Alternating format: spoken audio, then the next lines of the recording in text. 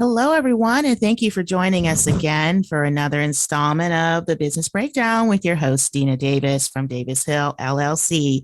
Back again with another topic for business owners, entrepreneurs, and leaders.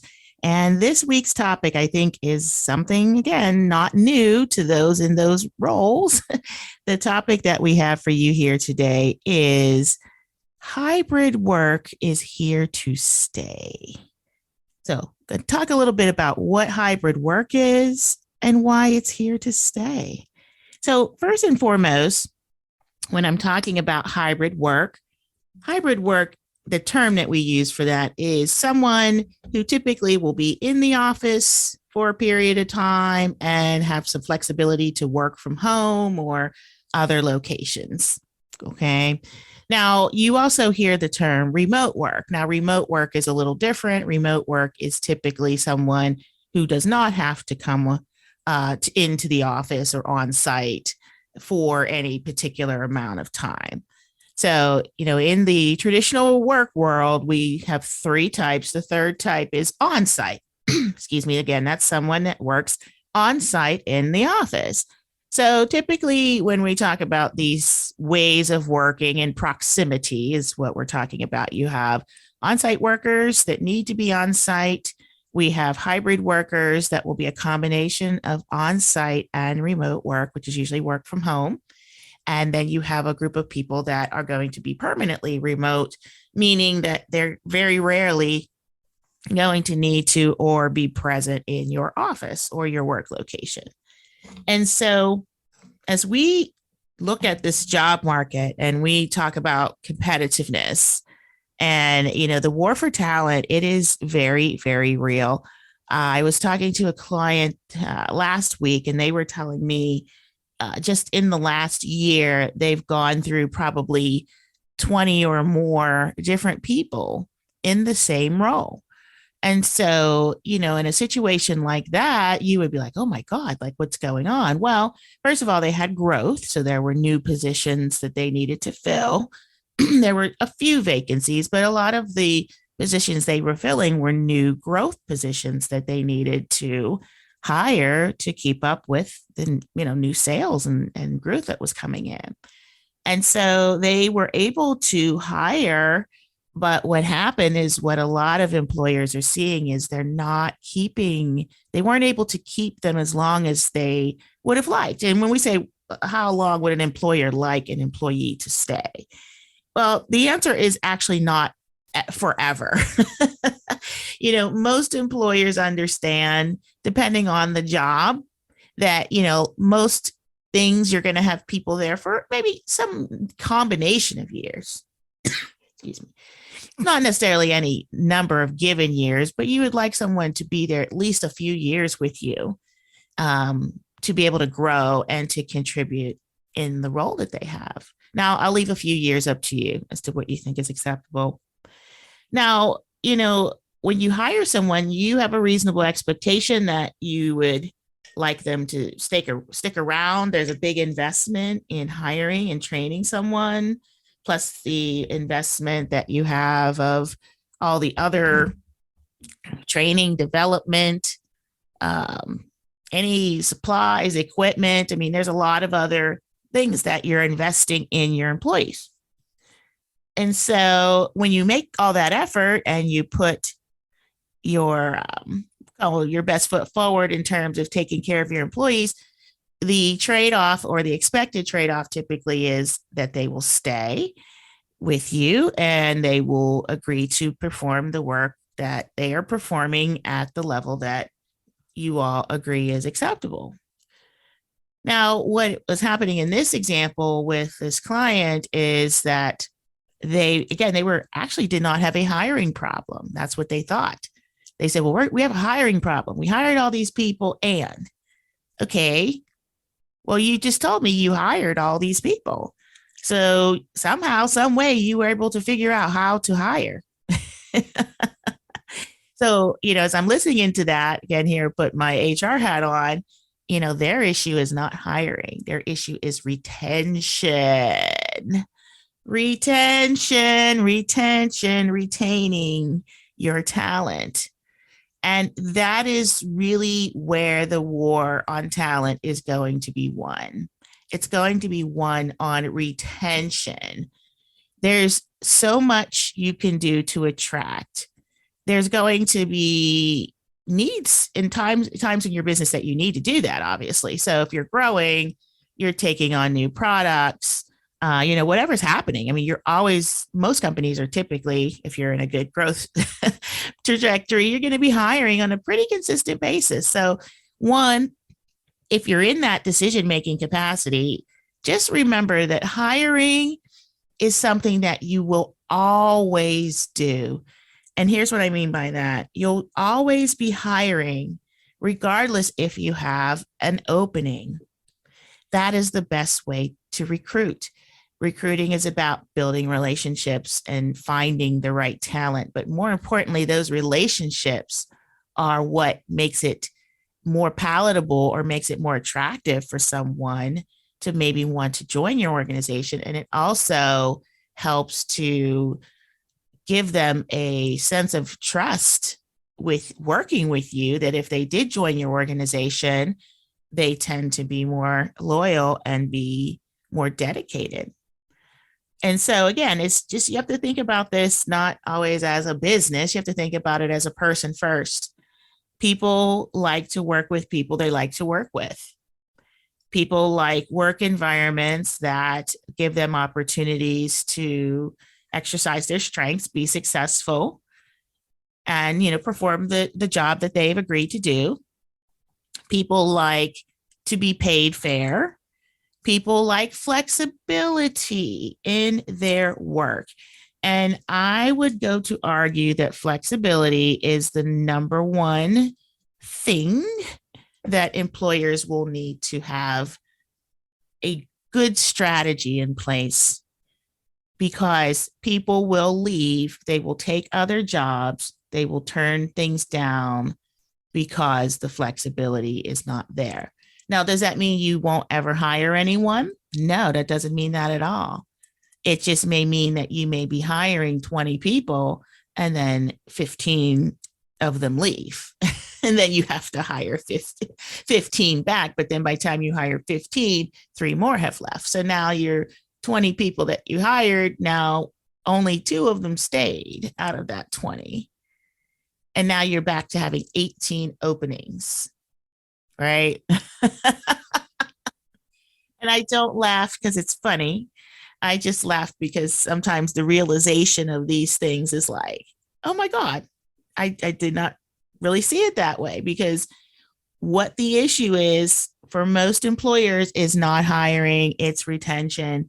So one, and for a couple of points I'll make on that. Excuse me.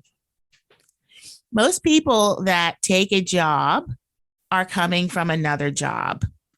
More than 85% of the people who move from job A to job B were already in a job, or meaning when they're hired on, they're coming from another job. Does it mean they're coming from the same job, same money, same? No, it doesn't mean that. But most people are working. Most people don't take time off in between new jobs because they can't afford to. But being able to take time off in between a job is important, because you have to be able to reset yourself, reset your body clock. You may have a different schedule you need to get used to.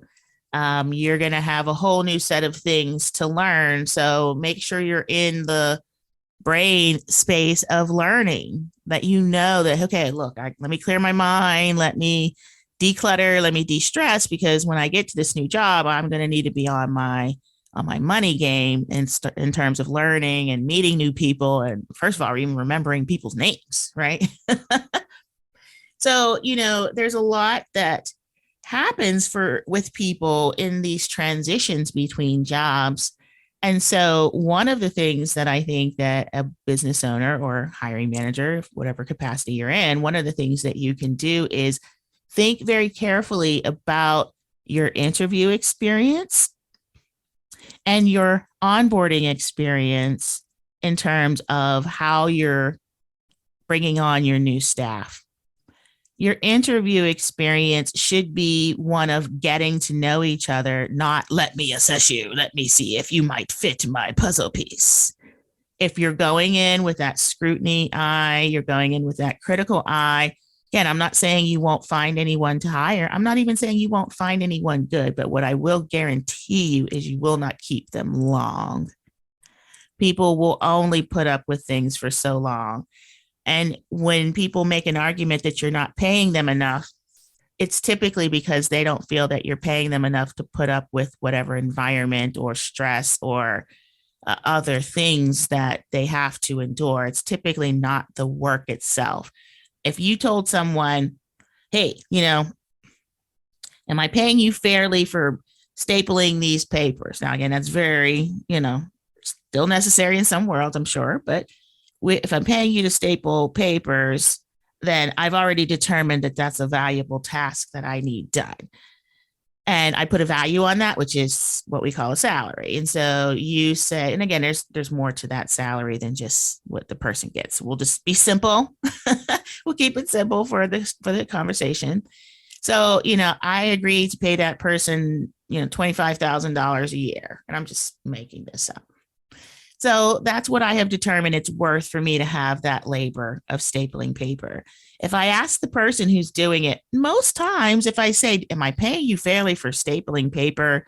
Most times people will say yes, meaning the work you're asking them to do, the outputs, the results, most people will agree that you pay them fair. What most people, when they say that you don't pay them fairly, it's typically when something is not in line, and that can be on the positive or the negative, meaning they could be in a very stressful environment, be working with toxic coworkers and limited supplies, and they feel like, okay, look, $25,000 is not nearly enough for me to put up with stapling papers in that s-hole, right? And so then that person may say, well, you know what, I'm going to need 30,000, for this, because your price went up because your environment, the quality of your work environment went down. Right. So, again, I use that because people substitute money in place of things that are inconvenient.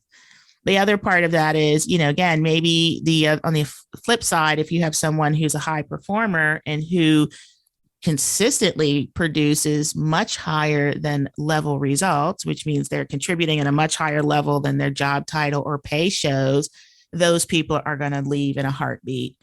There are tons of jobs out there right now, particularly for high performers. And, you get in with a good network of recruiters and you'll be flooded every single day. Now, people say this all the time. Well, I'm getting flooded every day and I get emails every day. I get emails every day. Now, there's a difference between you getting emails every day and having opportunities every day. Getting an email that says, hey, I think you might fit doesn't necessarily mean there's an opportunity. If you get to the point where people are calling you up and be like, look, I need you on, I need you here, here, here, here, here, like what's the price and when can I get you in? I mean, like to some degree, for some people, believe it or not, that is the life they live, whether it's on the employer side where they're trying to, get a full-time job or they're a consultant. And so I say all that because good people have options. And for you, thinking about in terms of your structure of what you're doing to help retain your people is going to be key. And flexible work is king. So we're going to take a quick break. We'll be right back after our station announcements. Hello, and thank you for joining us again for another installment of the Business Breakdown with your host, Dina Davis. And picking up where we left off, the topic of today is really talking about flexible work arrangements. And within that, I'm talking about a few categories of that, of remote, on-site, and hybrid. Just a quick breakdown if you're jumping right in. Your on-site obviously are people on-site that work in the office pretty much regularly. Or exclusively, depending on the role. The hybrid folks are folks that go back and forth between the office and the home office. And then the remote folks are the folks that work pretty much most of their time, if not all, in their home office. Now, for an employer's point of view, making sure that you're addressing this as part of your retention strategy. Again, I'm not going to tell you you won't find people. I'm not going to tell you you can't hire and you won't find even good people, but I will tell you that you're going to be in competition with people that are offering this level of flexibility, and good people have options. And if you could, and this is where I'm talking kind of using more professional services, I'm kind of thinking like some, actually a friend of mine, she's in finance. And for her, she's in, very, very good high level finance role. She's a bit of a niche expert. She works with trust funds and, estates. So she's got a pretty different type of clientele, if you know what I mean. So she, in her environment, for her, working remote is actually best for her because a lot of times, first and foremost, her clients, because of their stature or status in life, a lot of times she has to go see them. So a lot of her clients are already other business owners. These are pretty wealthy people. Sometimes they may have, she might be invited to the house, to work with them on, whatever they need to, if they need to meet in person. She may have to go to the office, they may have their businesses. So her world is very different where her clients aren't necessarily coming into her environment as often as she might go into theirs. So, she does work for a firm, and, basically her whole firm, they have cut down the amount of space. So they still have space that the clients can come into the office, but they set it up different where all of the partners work from home. And when they need to have space in the office, they reserve it like a hotel space. And so that's the way for them to still be able to keep the space for clients and other people that, prefer to meet on the home front of the business, in our example for her. Or, the other thing is there are times where we have to have staff meetings, when we're doing workshops, trainings, other collaborative efforts. And so, those spaces are important that you have that readily available in order to support your training and development. So, again, people will be in the office on a fairly regular basis, but most people are not going to be there most of the time. I think her group was going down to, I think most people were going to be work from home, except for 1 to 2 days a week that most folks would be in the office. And then, of course, if there were trainings and other mandatory meetings and things, they would have to attend. Now, for her group of peers, again, these are other partners, that is ideal. If they brought someone in at her level and they said, hey, all right, you're really great and you're a rock star and you're a superstar, you've got to come into the office every single day.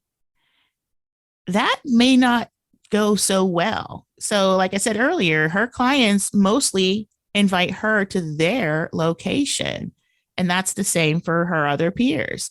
So, why would you want someone in the office 24/7? Again, at this level, it's a little different because these are a little bit more independent in terms of their schedule, if you say, but why would you want to just force someone in the office if they don't have to be in the office? Now, what I mean by that is there are those times where it's appropriate. And I think it makes really good sense. Like I said, meetings, trainings, workshops, we have celebrations, we have events, we have get togethers, networking events, whatever it is that we need to be in person, then we need to be in person. So people that you hire would know that expectation up front when you hire them.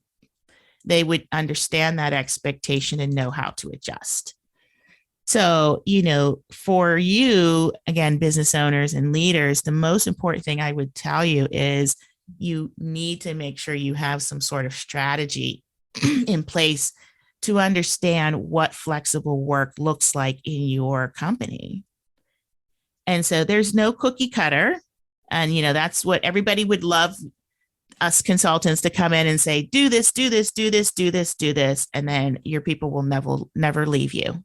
And again, I always say be careful what you wish for, because there are some people where, again, they just maybe the business has outpaced them, or the skills that they have are just no longer needed in such a volume because we had to do things manually, but then we found a system that does it. And now we don't need the manual work or as much of the manual work anymore.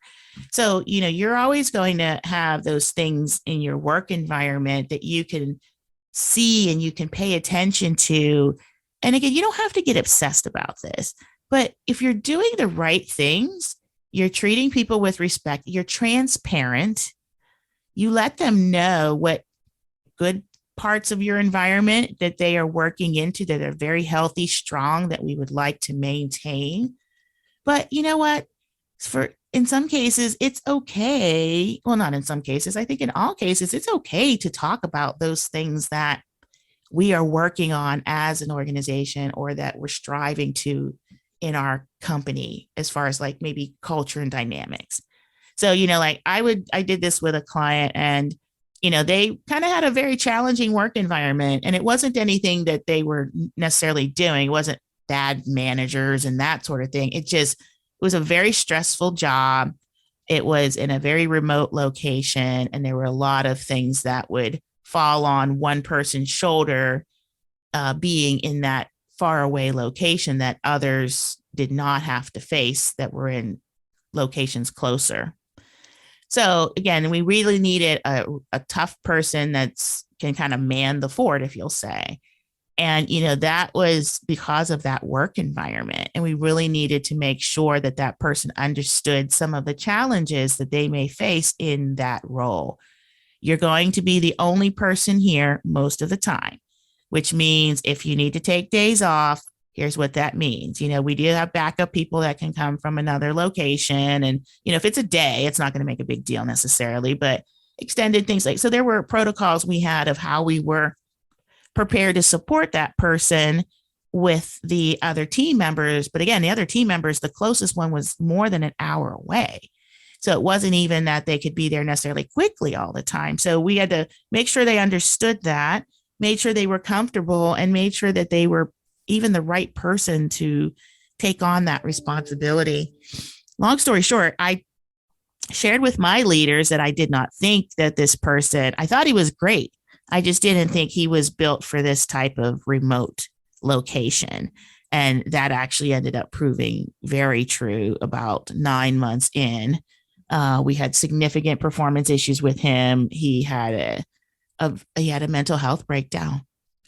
And like I said, even to this day, I mean, this was so many years ago. I think about that situation so often because he was trying to make himself fit into a role that he really didn't. And he had a family, and he was, so I get it. I'm not faulting him for the effort, but it really was a situation where we could have really avoided this by just being honest with ourselves that this guy really wasn't the best to handle that kind of environment. And the reason why I knew that is because in the interview process, as we were telling him about the environment, you could literally start seeing his face start to flush with like fear.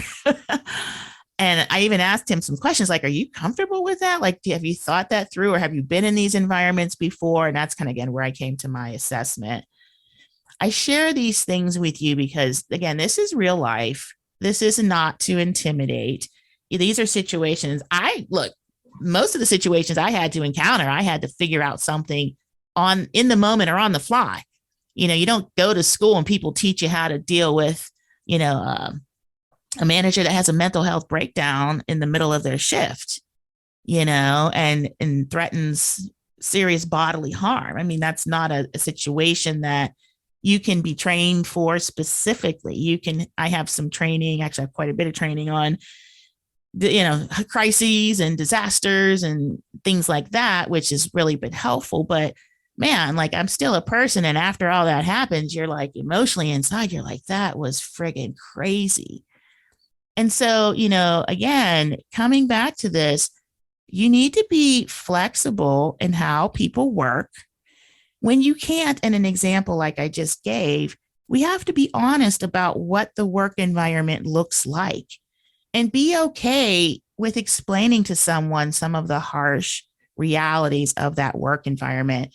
And I guarantee you, it does not always turn people away. What it does is it turns away the right people. I mean, it turns away the wrong people. That's what I mean. You're turning it when you tell someone something honest and transparent about your work environment that they might need to adjust to, and that person, for whatever reason, reacts a certain way, that tells you it's not a good fit. So why not make it easy on yourself? Think about, and I'm just going to do a quick recap for you here, two things. Always be thinking about your work environment and how well it works. How well do the people work and how do they relate? If you have any reasonable pulse on that and you put any reasonable effort into having a healthy work environment, your hiring problems likely in most cases will be cut in half, because people will look at your organization and say, wow, that's a great organization. I know other people that have worked there, or I talked to the staff, they were happy there. People make those decisions based on how they see others fulfilling and being happy in their roles. So if you're an employer and the employers are happy there, you've got people lining up at your door, even in a time like now, trying to get in. And that's where you become a little bit more selective. If you don't have the luxury of having that reputation now, you can build that for yourself by doing things right, hiring people, being transparent with them, be honest about what's great about your organization, and be honest about what's developing in works. People that are ones that like to help to improve things, they really sometimes see that as an opportunity to that they can come and help. And the flexible work arrangements, again, this all for me is coming into being flexible. It's not so much about always the proximity, but in this example, when we're talking about flexible work arrangements, the second part is you've got to have some kind of flexibility. Again, you don't have to have remote, hybrid, and you'll have remote, hybrid, or on-site. Whatever combination you have of that for your business has to fit your business model. So take a little bit of time and define that up front and figure out where and what ways you can actually be flexible and still successfully run your business. Those two things go hand in hand, and they give you worlds of success when you're hiring and retaining your employees. So that's all the time we have here today. Thank you all and have a great day.